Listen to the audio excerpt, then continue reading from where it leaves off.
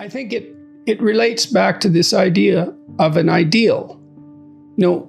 Is a person what he or she is, or is the person most properly understood as what they could become? And I think we understand ourselves essentially in terms of what we believe we could become. Our conscience upbraids us for failure to move in that direction. And so one of the things you do if you challenge yourself is you attempt to transform yourself through tempering into that which you could be.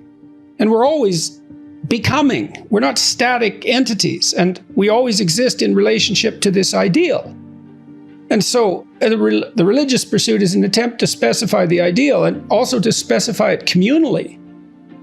And then we could say, well, you impose challenges to yourself to facilitate your transformation toward the ideal.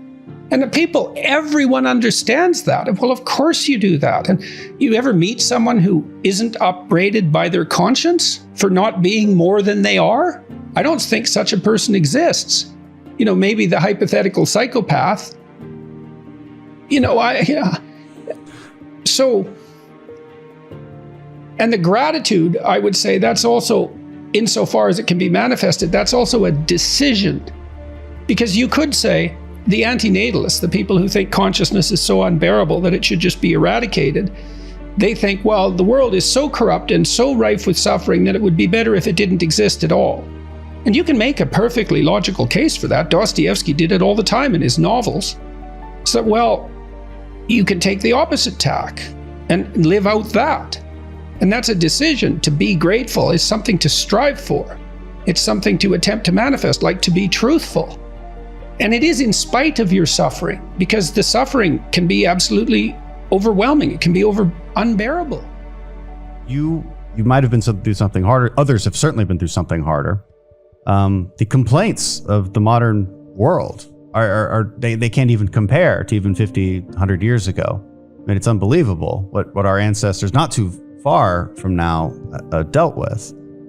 And yes, and you can say that really gets into gratitude. Something in you that's greater than you think that you could call on. And the evidence is that other people have gone through this. And that isn't so much, again, pointing to a lack in you necessarily as it is something that's hopeful. What you can yes, be. Exactly. Yeah. And you say, there's a psychologist, Carl Rogers, and he thought you should have unconditional positive regard for your clients. And I don't believe that's true. You should have unconditional positive regard for the parts of your clients that are trying to get better. Now, that doesn't mean you criticize and deal harshly with the other elements. That's not the point. The point is, when you're dealing with someone, are you dealing with who they are, or are you trying to foster who they could be? And which is the better attitude? And it's certainly the case with young people, and perhaps with all of us, that we like to interact with people who are calling out the best in us.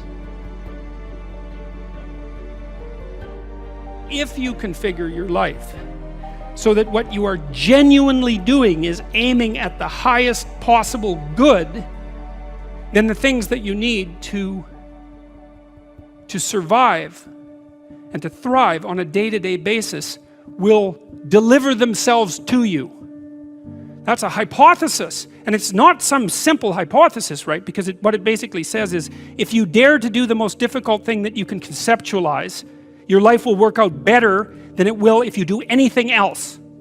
Well, how are you going to find out if that's true? Well, it's a Kierkegaardian leap of faith. There's no way you're going to find out whether or not that's true unless you do it. So no one can tell you either, just because it works for someone else. I mean, that's interesting and all that, but it's no proof that it'll work for you. You have to be all in this game. And so the idea is, seek ye first the kingdom of God and his righteousness. It's like, that's actually a fairly important caution when you're talking about not having to pay attention to what you're going to eat or what you're going to wear. It's like, what it's essentially saying is that those problems are trivial in comparison. And the probability is that if you manifest yourself properly in the world, that those things will come your way is extraordinarily high. And I believe that that's exactly right. I mean, I've watched people operate in the world, and I would say that there is no more effective way of operating in the world than to conceptualize the highest good that you can and then strive to attain it. There's no more practical pathway to the kind of success that you could have if you actually knew what success was. And so that's what this sermon is attempting to posit. It's like in the story of Pinocchio. You know, what happens at the beginning of the story of Pinocchio is that Geppetto wishes on a star. We talked about that a little bit. And so what Geppetto does is align himself with the metaphorical manifestation of the highest good he can conceptualize, and he makes a commitment. Let's say he aims at the star, and for him the star is the possibility that he can take his creation, a puppet, right, whose strings are being pulled by unseen forces, and have it transform into something that's autonomous and real. Well, that's a hell of an ambition. You know, and we're wise enough to put that in a children's movie, but too foolish to understand what it means. It's such an interesting juxtaposition that we can both know that and not know it at the same time. You can go to the movie, you can watch it, and it makes sense, but that doesn't mean that you can go home and think, well, I know what that meant. Well, people are complicated, right? We exist at different levels, and all the levels don't communicate with one another, but the movie is a hypothesis, and the hypothesis is there's no better pathway to self-realization and the ennoblement of being than to posit the highest good that you can conceive of and commit yourself to it. And then you might also ask yourself, and this is definitely worth asking, is do you really have anything better to do? And if you don't, well, why would you do anything else? You know, you remember the old fable of the grasshopper and the ant? Maybe not. I'm not going to tell it, but the ant works and the grasshopper fiddles, and the ant has a pretty good time in the winter and the grasshopper dies. And so this is like a pro-grasshopper line, but it's not, because it says something else. It says that if you orient yourself properly and then pay attention to what you do every day, that works. And I actually think that that's in accordance with what we have come to understand about human perception, because what happens is that the world shifts itself around your aim, because you're a creature that has an aim.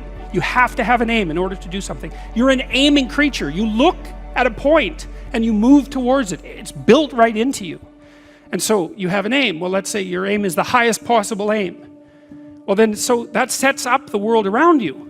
It organizes all of your perceptions. It organizes what you see and you don't see. It organizes your emotions and your motivations. So you organize yourself around that aim, and then what happens is the day manifests itself as a set of challenges and problems, and if you solve them properly, then you stay on the pathway towards that aim, and you can concentrate on the day, and so that way you get to have your cake and eat it too, because you can point into the distance, the far distance, and you can live in the day. And it seems to me that makes every moment of the day supercharged with meaning. That's how, because if everything that you're doing every day is related to the highest possible aim that you can conceptualize, well, that's the very definition of the meaning that would sustain you in your life. Well, and then the issue is, well, back to Noah. Well, all hell's about to break loose and chaos is coming. It's like when that's happening in your life, you might want to be doing something that you regard as truly worthwhile, because that's what will keep you afloat when everything is flooded. You might say, well, what would you want to be king? You could say king of the world or king of your own soul. What do you want to subordinate yourself to? How about your heroic willingness to encounter the unknown and articulate it and share that with people? There's no nobler vision than that. And I don't see that it's merely arbitrary. And it's not merely arbitrary too, because if you do that, to the degree that you do that, assuming your society isn't entirely corrupt, you will be successful. It will actually aid you practically. You'll rise up above men. You'll be selected by women. You'll be admirable. You'll be valued. And you know that because if you look at the people that you admire and value, again, unless you've taken a detour into dark places and are possessed with admiration for people who are working for malevolent purposes and for destruction. You just have to watch the people that you admire and try to figure out what's common across them and draw your own conclusions. And you can ask yourself too, when you're torturing yourself with your conscience because you're not doing what you should be and you know it, what is it that you're torturing yourself in relationship to? You have a vision of your own ideal and you torment yourself if you're not matching it. What's the ideal? Well, you don't know, right? It's kind of incoherent and poorly articulated, but that doesn't mean it isn't trying to manifest itself and make itself known to you.